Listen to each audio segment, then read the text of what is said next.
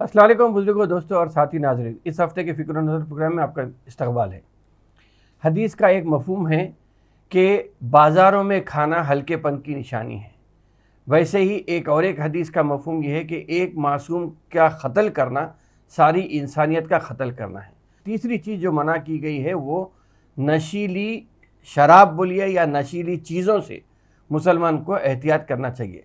मगर आजकल किसी की मजबूरी है तो किसी की ज़रूरत है, मगर जहन में ये भी बात रख के चलना है कि उम्मत मोहब्बती की ज़िम्मेदारी है कि ये तीनों चीज़ों को हम जहन में रख कर अपना मुहासबा करते हुए आहिस्ता आहिस्ता सलामत रवि की चाल चलते हुए या साबित क़दमी के साथ आगे बढ़ना चाहिए।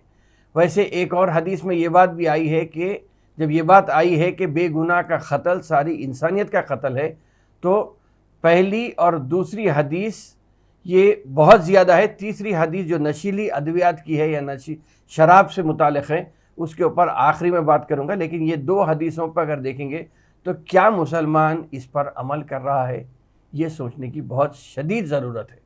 क्योंकि चाहे टैंक बंड हो या नेकलेस रोड हो या NTR गार्डन हो या कोई और तफरीह की जगह हो, वहाँ पे कहीं पर भी जा रहे हैं तो हमारे ही लोग वहाँ पे नज़र आ रहे हैं। क्या मुस्लिम माशरे में गिरावट नसीब का एक अटूट हिस्सा बन गया है? ये भी सोचना होगा, क्योंकि हमें हमारी इज़्ज़त रखने के लिए मैं समझता हूँ कि कुछ एहतियात बरतना पड़ेगा, ताकि हम हमारे माशरे को, हमारे मुस्तक़बिल को सुधार के, संवार के, संभल के, बचा के रख सकते हैं।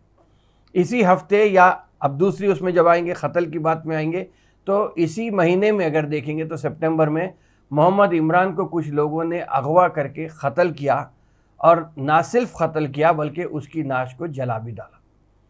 आसिफ नगर में भी एक वाक़या पेश है जिसमें यह बताया गया है कि साथियों ने अपने ही साथी को 28 साला सैयद मुजाहिद को इतना पीटा कि उसकी मौत वाक़ हो गई।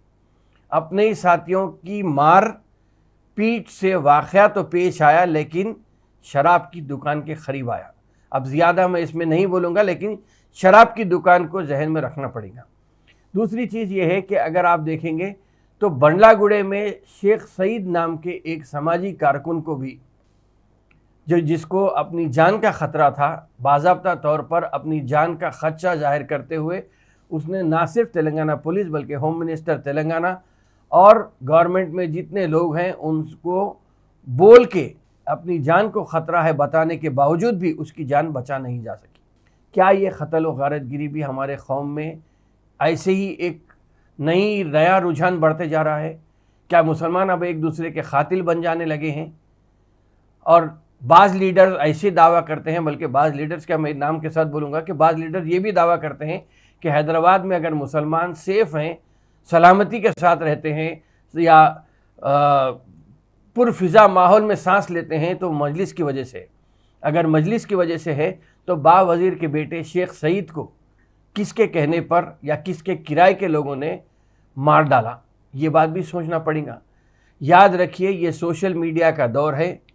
मैं समझता हूँ कि कोई चीज़, एक ज़माना था दादा का, बाबा का और बेटे का ज़माना था, जब ऐसा होता था कि हक़ को छुपाकर नाहक़ को बताया जाता था या नाहक़ को बताकर हक़ को छुपाया जा सकता था।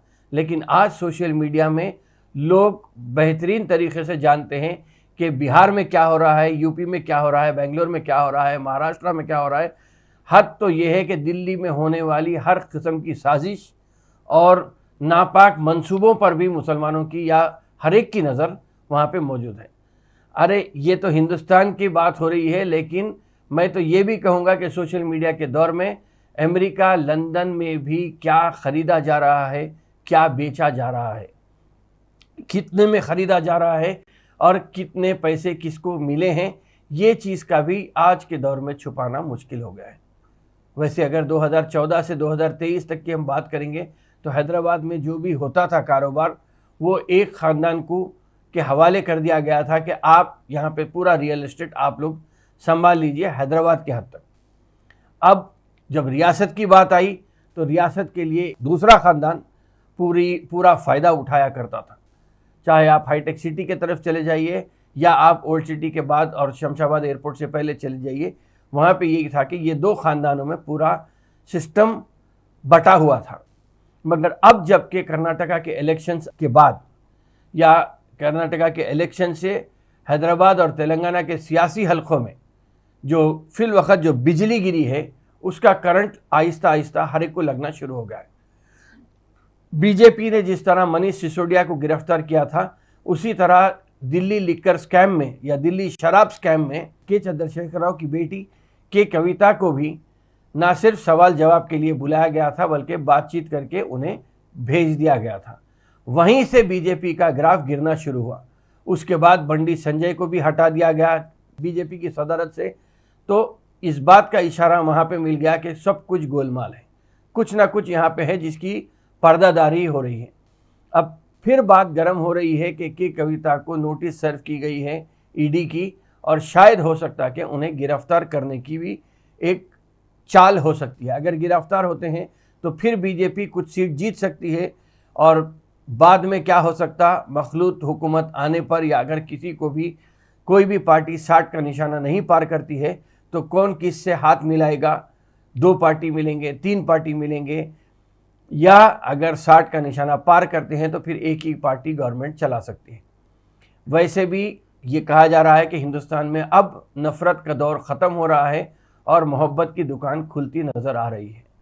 तेलंगाना तो क्या, मैं समझता हूँ कि पूरे हिंदुस्तान में ये बात आम हो गई है कि अब ऐसा लग रहा कि मोहब्बत की दुकान खोलने के लिए इंडिया अलायंस का जिस तरीके से अब जो तालमेल चल रहा है वो आगे चल के झोली वाले बाबा को अपने जगह पे भेजने के लिए तैयारी कर रहा है। अब कार वाला हो, झोली वाला हो या साधु संत के कपड़े पहन के हो, ये सब लोगों को आहिस्ता ऐसा लग रहा कि बहरहाल अपनी अपनी दुकान बंद करना है और मोहब्बत की दुकान शुरू हो जानी है। 2 अक्टूबर से भी कहा जा रहा है कि राहुल गांधी निकलने वाले हैं फिर से गुजरात से, जहाँ से नफ़रत शुरू हुई थी, गुजरात से निकल के आसाम तक जाने का प्रोग्राम है। वहाँ भी देखना है कि कितनी दुकानें बंद होती हैं और कितनी मोहब्बत की दुकान खुलती है, क्योंकि हिंदुस्तान में मोहब्बत की बहुत ज़्यादा अहमियत है। इसीलिए मोहब्बत की निशानी जो ताजमहल उत्तर प्रदेश रियासत में है, वो उस निशानी को भी अगर बताकर मोहब्बत बढ़ती है हिंदुस्तान में तो मैं समझता हूँ कि अच्छी पहल हो सकती है। अब आगे चल के देखना ये है कि ये बात कितने या ये कहूँगा कि इंडिया जुड़ेगा और भारत जीतेगा का जो स्लोगन है उससे कितने लोग जुड़ते हैं और कहाँ तक ये बात कितने लोगों को समझ में आती है कि मोहब्बत से ही हमें रहना है। इलेक्शन के मौके पर या इलेक्शन आने से पहले जो नफ़रत के बीज बोए जाते हैं वो उस वक्त के पल के लिए होते हैं, लेकिन 5 साल या 4.5 साल तो हिंदू, मुसलमान, सिख, ईसाई को एक ही जगह रहना है। अगर हम नफ़रत बांटते रहेंगे अपने में तो फिर ये नफ़रत ज़्यादा दिन चल नहीं सकती। तो शायद ये ऐसा लग रहा कि अब मोहब्बत की बात अगर आई तो मोहब्बत के साथ साथ एक और तेलंगाना में नई चीज़ जो आ रही है। जब नशे की बात आई थी, मैं तीसरी बात जो कह रहा था कि अगर नशे से मुताल्लिक़ बात है तो यकीनन शराब का जिक्र है, शराब हराम होने का जिक्र है, लेकिन शराब के साथ साथ या शराब को जिस चीज़ से जोड़ा गया है वो नशे से जोड़ा गया है। अगर नशे की बात करते हैं तो मैं समझता हूँ कि चरस, गांजा, अफीम, ब्राउन शुगर, बहरहाल और साइंटिफिक नाम भी आ गए हैं, MDX, MMD, ऐसे बहुत सारे नाम आ गए हैं जो आजकल ख़ास तौर पे मैं समझता हूँ कि ये पब कल्चर में बहुत ज़्यादा आम हो गए हैं। लेकिन मुस्लिम महलों में, अगर हम मुस्लिम महलों की बात करेंगे तो यहाँ पे जो गांजा निकलता है झाड़ों से, उसका चलन आम होता जा रहा है। तो क्या हम वाकई में मुसलमान रह गए हैं या सिर्फ नाम के मुसलमान हो गए हैं? जिस तरह जुमे के मुसलमान कहा जाता है बहुत सारे लोगों को जो जुमे के दिन नमाज के लिए बड़ी पाबंदी के साथ मस्जिद को जाके नमाज़ पढ़ते हैं, बाकी 6 दिन तो फजर से लेके ईशा तक नमाज भी गोल हो जाती है या नमाज के लिए ठीक है मस्जिद नहीं जाते हैं, घर में नमाज़ पढ़ते हैं। तो क्या ऐसा हो कि हम नाम के मुसलमान तो नहीं रह जा रहे हैं?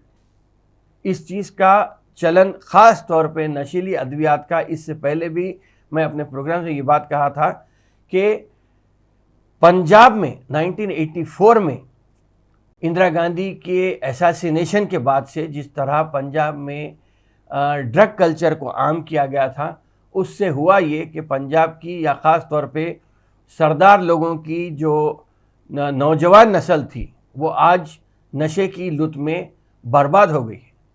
जो जीवट सरदार जो होते थे, अब वो जीवट जाके वो कौम आहिस्ता आहिस्ता नशे की हालत में तबाह व बर्बाद हो गई है। क्या मुसलमान कौम भी इसी दहाने पर जा रही है? अगर जा रही है तो यहाँ पे हर एक को पहल करने की ज़रूरत है। मैं समझता हूँ कि जिस तरीके से, यकीनन मैं ये भी मानता हूँ कि ये नशीली अद्वियात का जो चलन है या जो कारोबार है, उसके पीछे भी सियासी अज़ाइम, सियासी लोगों के कहीं ना कहीं मफादात इसमें छुपे हुए हैं। लेकिन मैं समझता हूँ कि आवाम को उठ खड़े होना पड़ेगा, चाहे वो बाप हो बेटे को रोकने के लिए या चाचा हो अपने भतीजे को रोकने के लिए।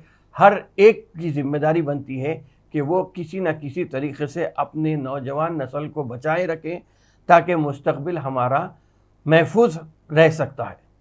वरना यही होगा कि अगर हम किसी चीज़ करने के या कोई अमल करने के, कोई हरकत करने के अगर काबिल नहीं रहेंगे, तो फिर मैं समझता हूँ कि मुस्तकबिल भी हमारा ख़तरे में पड़ सकता है।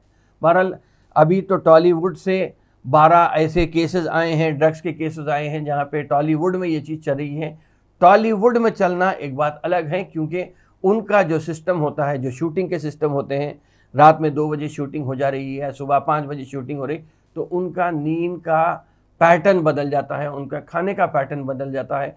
पिक्चर के लिए वज़न बढ़ाया भी जाता है और पिक्चर के दूसरे सीन के लिए वज़न घटाया भी जाता है। तो उन लोगों में ये ड्रग कल्चर आम हो गया है, क्योंकि उन्हें ज़हनी तौर पे सुकून नहीं मिल रहा है।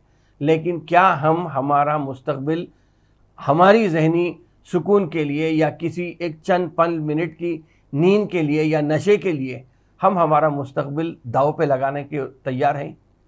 मैं समझता हूँ कि कोई भी आदमी अपनी औलाद को, अपने मुस्तकबिल के जनरेशन्स को इस लानत से बचाने की कोशिश ज़रूर करेगा, और मैं समझता हूँ कि ये करना भी चाहिए।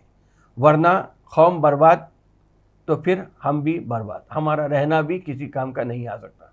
तो बेहतर यह है कि हम अपने महल्ले में ही सही, जहाँ कहीं इस किस्म की लानत को देखें, कम से कम पुलिस को या कम से कम ज़िम्मेदारों की कान तक ये बात पहुँचने के लिए आप अखबार का सहारा ले सकते हैं, आप टीवी का सहारा ले सकते हैं, आप ट्विटर का सहारा ले सकते हैं इस ड्रग कल्चर को ख़त्म करने के लिए।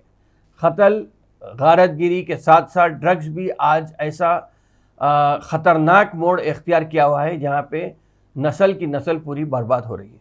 बहरहाल ये बात आम है कि ख़ास तौर पे अगर हमारे पास, जो कि जिस मज़हब में इस चीज़ से मना किया गया है, ये अगर हमारे बीच आता है तो फिर ये बहुत ज़्यादा शर्म की बात है।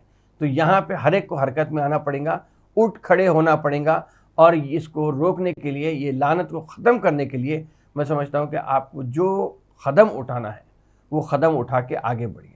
बहरहाल इन चंद बातों के साथ मैं अपने बात को यहीं ख़त्म करता हूँ। इंशाअल्लाह आइंदा हफ्ते फिर मुलाकात होगी, फिर बात होगी। शुक्रिया, खुदा हाफ़िज़।